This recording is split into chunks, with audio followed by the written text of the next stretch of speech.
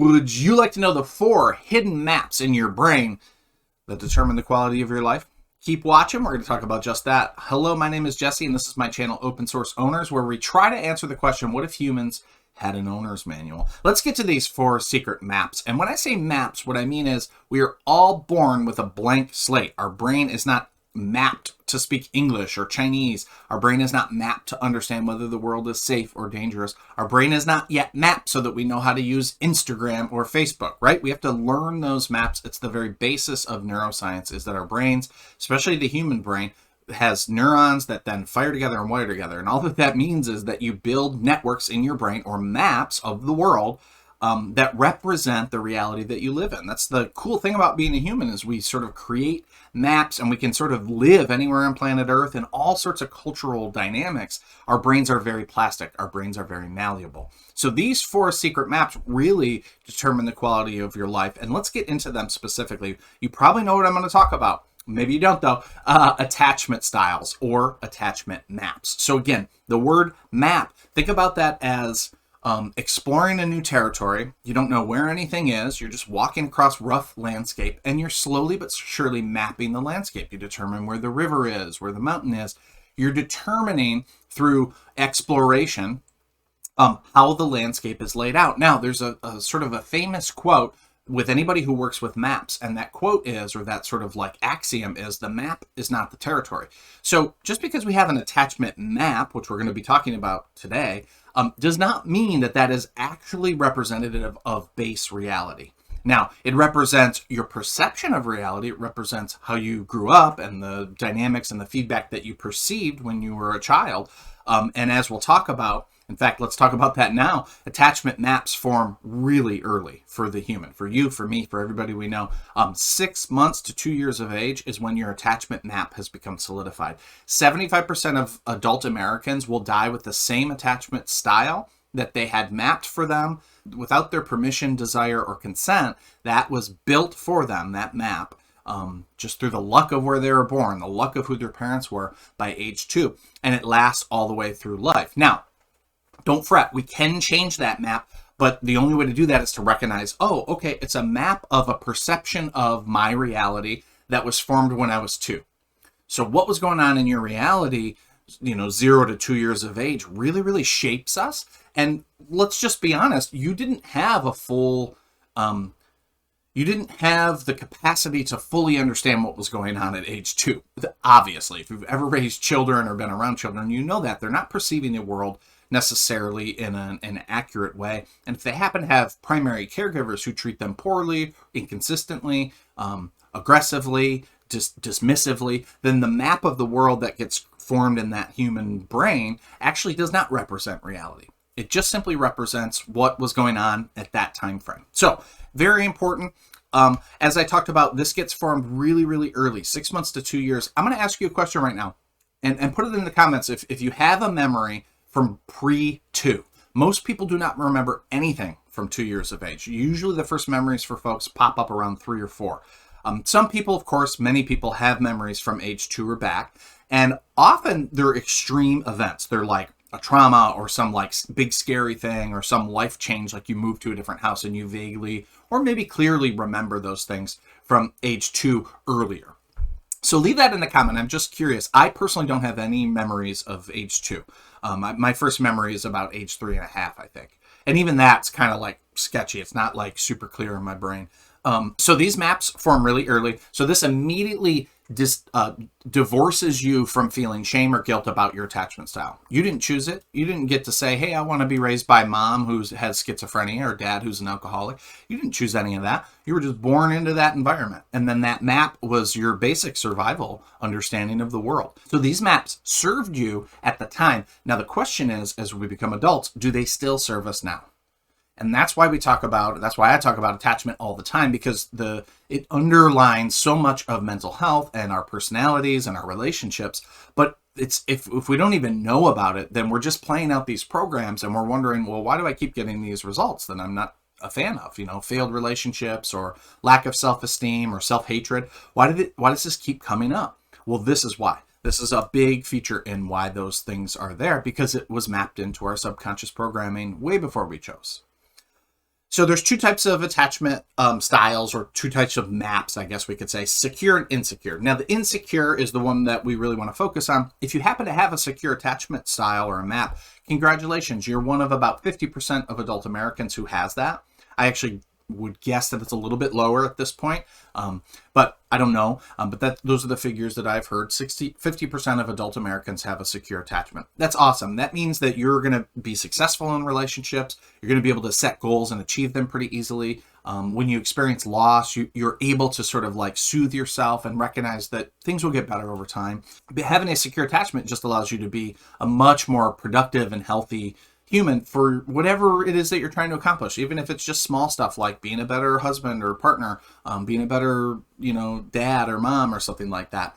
Now, the insecure attachment folks, those are the people who are typically going to be struggling in relationships, struggling with in work environment, sometimes struggling with mental health, illness, having anxiety, having depression, having addiction issues, all those types of things. So let's get on with those specifically. We're going to talk about secure attachment briefly. So let's imagine a securely attached adult, okay? They are able to talk to their partner with respect. Typically, if they set a boundary, they expect that the other person that they set that boundary with will honor it and say, and respect them, basically. Secure attached individuals will be able to let their partner go out with their friends, or have a girls' night out or have a guys' night out without getting jealous. In fact, they want their partner to go out. It's like, yeah, go out. I see that does you well. Like, you got to hang out with your other friends. They don't get jealous about that. Secure attached people, when their partner does come back from a night out with their boyfriends or girlfriends or whatever, they're happy to see them. They're like, hey, how you doing? They're not giving them the cold shoulder. They're not they're not punishing them in any way for that. If tragedy strikes, you lose somebody, you get broken up with, you lose a job. Secure attached people, of course, they're going to feel the blow. They're going to cry. They're going to feel upset. They're going to feel wayward for some time. But pretty quickly, securely attached folks recognize that, hey, I'm going to get through this. In fact, maybe there's a lesson here. I'm going to learn the lesson. I'm going to get better. Maybe that was the wrong job. Maybe that was the wrong relationship. And they get sort of more strong as they go. There's a resiliency in the securely attached, or an anti-fragile quality to the securely attached, where they just get stronger as life delivers blows because they learn a lesson and they say, oh, part of that was my fault, or I learned this thing from that loss, etc. Okay, so securely attached people, that's sort of where we want to be, and we can create secure maps in our brain if we don't have them. So don't fret. We just have to understand what secure attachment is and then begin to practice that. And through the magic of having a human brain, aka neuroplasticity, we will begin to slowly but surely remap the secure map into our brain. And then that map just simply works better. It maps onto base reality better. It helps serve you and your life better. So we'll begin, once we install a secure map, we'll use it just sort of as a default because it just simply works better. Okay, so before we leave secure, now imagine what was going on in early childhood with this child. How did an adult grow up to have that sense of security, that resiliency, that anti-fragileness, the ability to set boundaries, the ability to admit blame when they mess up? What happened to them at 6 months to 2 years? What do you think parents were like? You can comment in the comments below. Just think to yourself, what were the parents like having to do? And I want to sort of say something here. As a parent, you do not have to be 100% perfect. In fact, you have to model secure attachment 50 to 60% of the time. You do not have to be perfect. You can make little mistakes. It's fine. But you, generally speaking, want to be a consistent, secure modeler for your children, and you'll be good. And that's what the parents were doing. 6 months to 2 years, the parents were modeling secure attachment, meaning they let their child explore without becoming dysregulated themselves. They also were excited when the child came back. They were able to soothe the child. They didn't ignore their child. They were sort of there. They were present. They did basic caretaking. They helped protect the child. They set boundaries around the child. That's kind of what you got to do as a parent to set up the secure model. And as an adult, if you want to change your attachment style, those are the things you need to practice: setting boundaries, protecting yourself, learning how to self-soothe or co-regulate with a partner. Okay, so the anxious attached. Let's imagine an anxious attached adult. This is somebody who has sort of background anxiety. They're always sort of feeling a bubbling anxiety. And if you were to ask them, well, what are you anxious about? They might say like, well, nothing. There's nothing particularly that I'm anxious about. I'm just anxious. I'm always anxious. That's an indicator of anxious attachment. Another one in relationships is that they tend to be codependent. They tend to sort of want their partner to soothe them, want their partner's needs to be met before their needs are met. If you have an anxious attachment style and you're broken up with, it feels very devastating. It feels like you're just shattered into a million pieces, and you think and you feel that fundamentally you'll never be able to put all those pieces back together. There's a lack of resiliency. There's a fragileness, not an anti-fragileness, to having an anxious attached style. There might be a dependency on drugs, wine, Xanax, that type of thing, to just sort of like calm the nervous system somehow or another. Any type of addictive thing, retail therapy addiction, online shopping, gambling, these types of things could be involved in the anxious attachment style. So now let's think about what's going on that set this up for a child. 6 months to 2 years, right? The child didn't choose this. What was going on in that primary caregiver environment that set up a later adult anxious attachment style? So think about that. Comment in the comments below. What, if you have this style, what was mom or dad doing? Or what was grandma or grandpa doing regularly that set up this style? So often, to get an anxious attachment style as an adult, you had an anxious attached mom or dad. Often it's the mom, but it could be mom or dad. Often you had a sort of narcissistic or dismissive or a shut down father. Well, it could be mother, of course, too, right?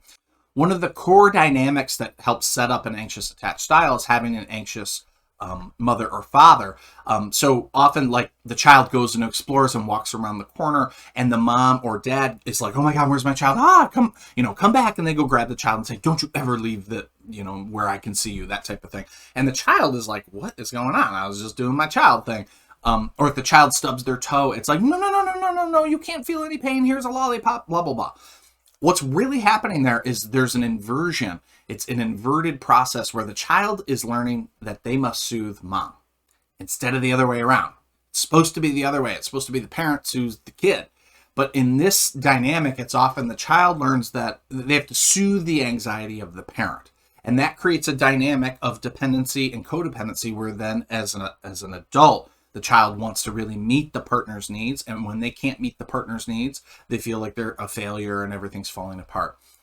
And so you can see how, like, in the chain of genetics and epigenetics and time, that an anxious attached individual can create another anxious attached individual through their child, and then that might create another anxious attached individual, and on it goes, until someone somewhere along that chain learns to, like, hey, I think I have an anxious attachment style and I want to change that. I don't want to pass that on anymore. I want to demonstrate secure attachment. It's pretty easy to do. You just have to sort of know the ins and the outs of it and then practice it. Not that hard. Okay, the next one, dismissing attachment. The opposite of an anxious attachment. As an adult, if you have a dismissing attachment style, you might be a perpetual bachelor type. You might be a loner. You might look and be perceived in your community and amongst friends and family as highly achieving. Like, you could make a lot of money. You could be high up in the business world or high up in politics. You look on the surface like you have things together. But what's going on in the dismissing attachment is they tend to sort of like move away from the other. Just when their partner or their child really needs them in an emotional way or in a sort of vulnerable, raw way, that's the very moment that the dismissing attachment individual is sort of like, ooh, too close, too personal, I gotta back off. This is danger zone for me. At the extreme end, and I want to say this again, at the extreme end of this, so not everybody, but at the extreme end, this would be where the narcissistic personality disorder sort of lies, in a highly dismissive sort of like me.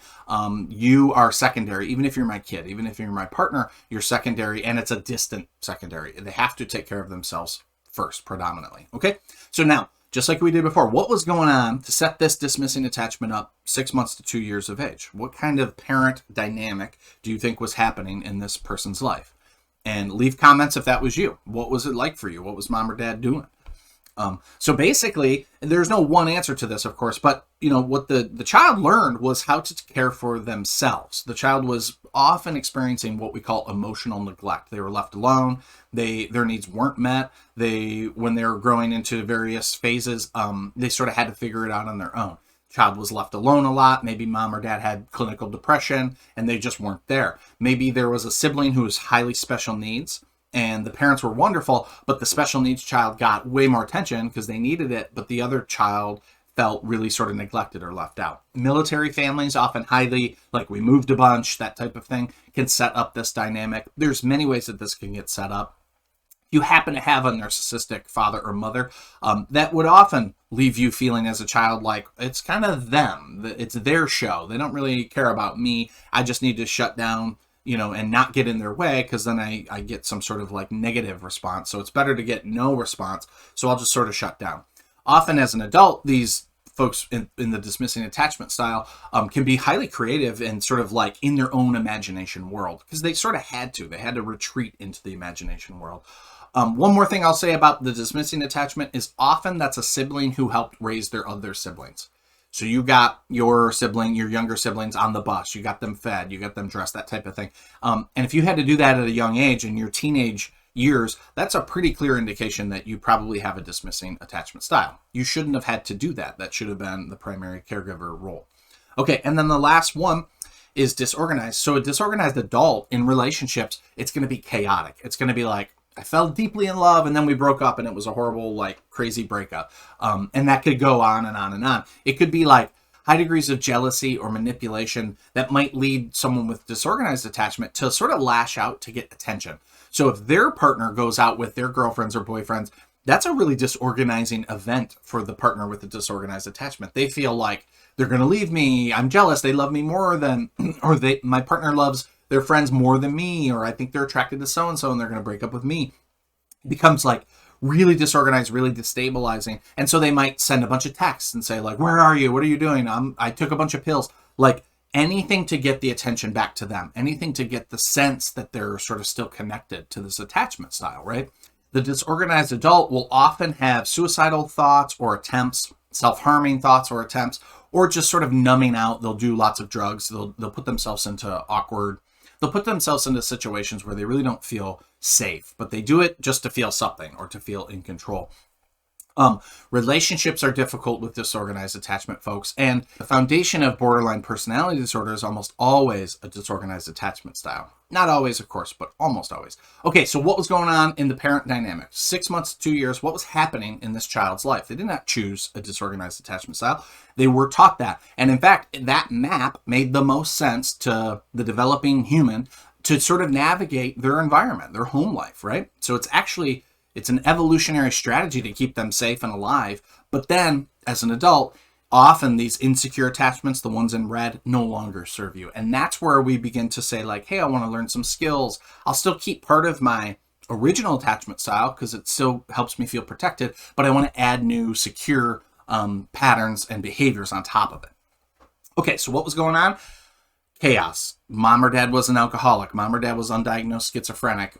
There was a lot of moving. There was a lot of boyfriends or girlfriends coming in and out. There was drugs. There was violence. There was yelling. There was neglect. Chaos. It's not good. Nobody should have to live in that dynamic growing up, least of all a child, like a brand new baby having to grow up in that. It's just not how children should be raised. You're not going to get a high quality of citizenry out of situations that are that chaotic. So ultimately, it's something that we need to address as a society, and we can't address it if we don't know about attachment styles. So those are the 4 hidden maps that are built into your brain that really drive quality of life for humans. They're right there. Those are the 4. If you happen to have secure, you're probably okay with this, and that's awesome. I guarantee you know many people with 2, 3, and 4, anxious, dismissing, and disorganized. There's no way you don't, right? Because that's 50% of the population. And so our job then is to then begin to address these as needed and in our own time and with our own volition. But how do we want to begin to address these maps so that our quality of life can slowly but surely improve year after year after year?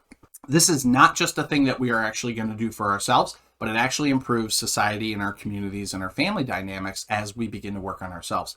You really want to enact change in the world, then it has to start at home. It has to be individual, working on ourselves, working on our own baggage. That's my job. That's every therapist you know's job. And ultimately, that's anybody who wants to improve the world's job. It starts at home. It's not going to be changed through changing laws until you actually change your own inner dynamics. Because if you're enacting laws based out of a dismissing attachment style, it's not going to be a great law, right? Or it's not going to be a great societal change.